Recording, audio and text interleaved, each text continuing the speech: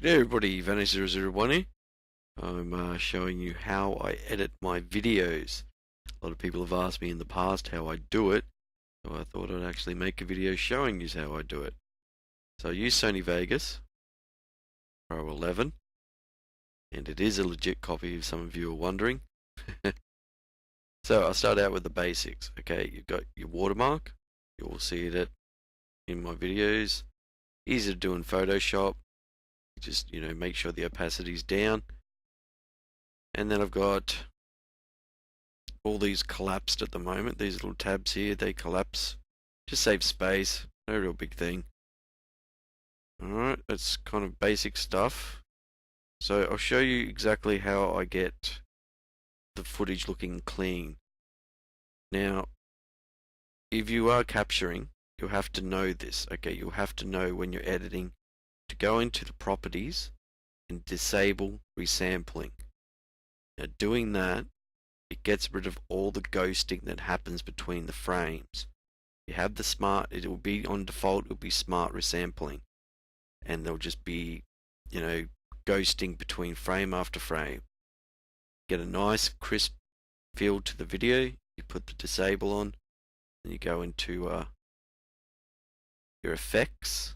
Okay, I use two effects: brightness and contrast, hue and saturation.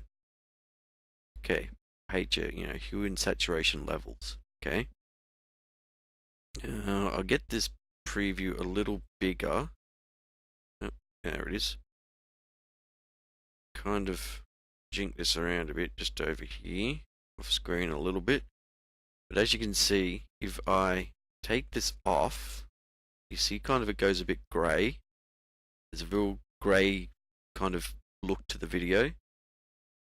That's, just how it comes out of the capture, straight out like that. So you add a little bit of contrast and it gives it a bit of more of a crisp look.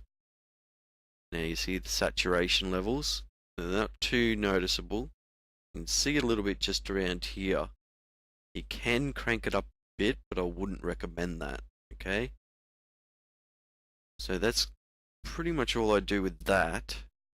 Now, the most important thing is your audio. Now, what you want to do with your audio is keep it between these two bars, between 12 and 15. And go a little higher in between 12 and 9, but you really want to keep it there. Now, the way you do that, you come down here and you move the slider left to right.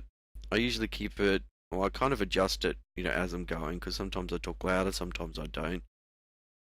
But, between 15 to 12, on the negative, and that will give you around that range there. You want to keep your game audio pretty low too. I usually do about between 35, 28. It's depends on the video, but you do have to keep that low, or it will bleed out through your commentary and overshadow it.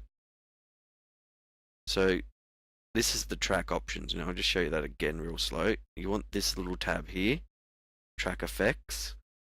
Okay, now you want noise gate. Now this will take out all the little sounds that pop up during your commentary, background sounds, slight little burp or whatever.